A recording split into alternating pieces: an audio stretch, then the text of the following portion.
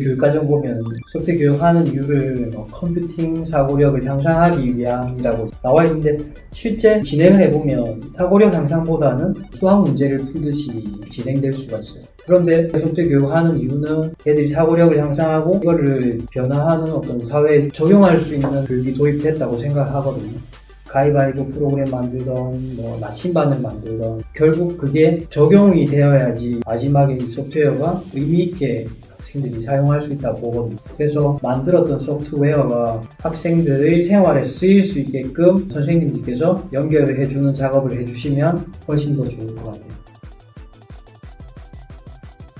2016년도에 헝가리에서 하는 포럼 갔었을 때 마이크로비트 세션이 있었어요. 소프트웨어 교육 워크샵 형태로 진행했는데 조금 충격적이었던 게 거기에서 진행하시는 선생님들의 교수학습 방법이 상당히 좀 특별했거든요. 그 당시 때만 해도 한국에서는 코딩 중심으로 소프트웨어 교육을 풀어나갔었는데 메이킹을 가미한 형태로 마이크로비트를 사용하더라고요. 펠트지나 여러가지 공작 도구들을 같이 사용하는데 실제 프로젝트 학습을 해보면 다들 프로그램을 만들면 좋지만 역할 분담을 하는 데 있어서 어떤 애는 푸더 역할을 하고 어떤 애는 디자인, 어떤 애는 다른 역할들을 줄 수가 있는데 그 점에서 마이크로비트가 상당히 괜찮았어요. 그 이유가 일종의 메이킹 DNA가 있었다고 보시면 돼요. 마이크로비트의 양쪽 끝에 보면 구멍이 나와 있는데요. 실과 바늘을 꽂을 수 있는 구멍이었거든요. 메이킹 활동이 전제가 되어 있었기 때문에 기존에 있었던 교구에서 좀 차별성이 있었고요. 아두이노는 핀을 꽂으면 여러 가지 센서를 다 붙일 수 있으니까 확장성이 높다고 볼 수도 있는데 초등학교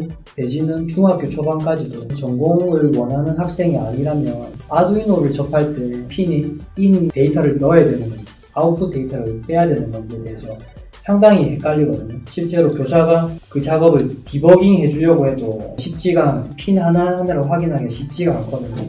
근데 마이크로비트 같은 경우는 기본적으로 온도 센서나 조도 센서나 자기 인장 센서, 그거보다 더 나아가서 블루투스, RF 모듈 같은 게 다 들어가 있습니다. 보통 저희가 많이 쓰는 아두이노 우노 같은 경우는 통신 모듈은 안 들어가 있거든요.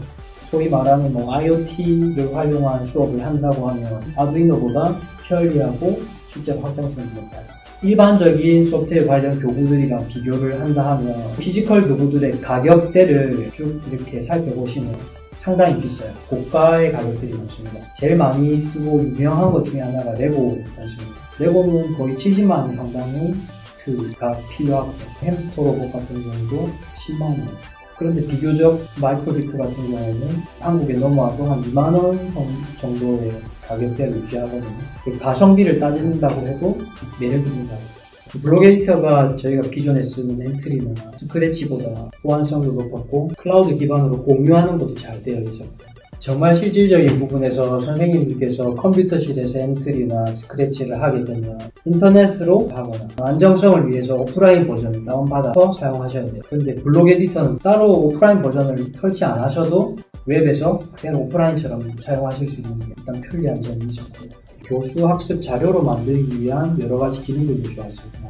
다운로드 받고 스크린샷을 바로 찍어낸다든지. 잘 찾아보면 이미 일전에 보급됐던 학교에서는 다양한 사례들을 많이 보여주고 있거든요. 제가 알고 있는 사례 중에서 마이크로비트를 활용한 에그 타이머를 만들었던 게 있었거든요. 마이크로비트가 달걀 모양을 만들어주는 거예요. 5분이 지나면 반숙 모양을 나타내게 해준다던가 완숙이면 한 10분 정도 걸리니까 해준다는 거. 이런 내용들은 초등에서 실과라는 교육 과목이 있거든요. 바로 연결해서 교육 과목을 재구성할 수 있어요. 조금만 더 잘 만들어진 자료나 접근 방식을 발견하면 훨씬 더 활용성을 만들어요. 이런 부분에서 아마 초등학교 선생님들도 이런 것도 할 수 있네 라는 접근하실 겁니다.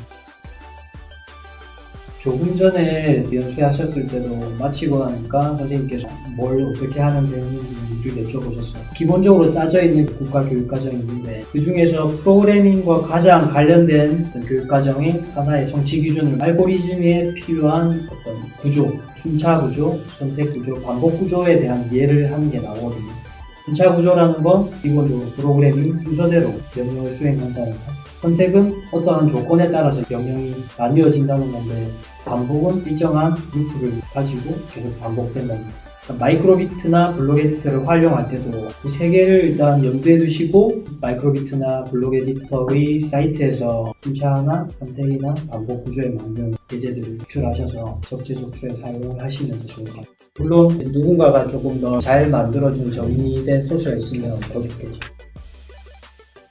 저희가 맨날 하는 이야기 중에 교원들이 업무 경감을 해달라는 이야기를 하죠. 교원들이 하는 업무를 생각해보면 애들을 이제 가르치는 시간, 수업을 하는 시간을 제외한 업무들이 생각보다 많거든요. 그런 업무를 했을 때 아마 대부분 교사들이 성과나 보람을 느끼지는 못하는 것 같아요. 오히려 결국에는 학생들이 처음에는 1단계였는데 2단계까지 갔다든지 오늘은 얘가 수준이 기초적이었는데 내일은 좀 바뀌었다든지 이성이 바뀌었다든지 하는 변화를 원하는 겁니다. 결국 제가 변화를 원한다기보다는 학생이 변화한 걸 교사는 성과를 느끼는 것 같거든요. 대부분 선생님이 다 똑같을 것 같아요. 결국 제가 느꼈던 성과나 만족도는 학생의 변화에 따라야지. 거짓말합니다. 진짜 같아요. 막상 이제 제가 막 짜증나고 뭐 학교에서 일이 많고 뭐 귀찮고 그런 게 있어도 결국 저한테 딱 웃음을 주는 포인트는 학생들과 있었을 때 얘들이 변화했거나 저한테 웃음을 줄 때 저도 이제 뭐 피식하고 있는 거였거든요. 학생들이랑 있을 때 제일 보람된다 이야기를 하는 게 그런 것 같아요. 제가 다 느끼진 못했지만 선생님들이 힘들다고 하시면서도 계속 일을 하실 수 있는 이유가 그런 것 같아요. 아무리 힘들어.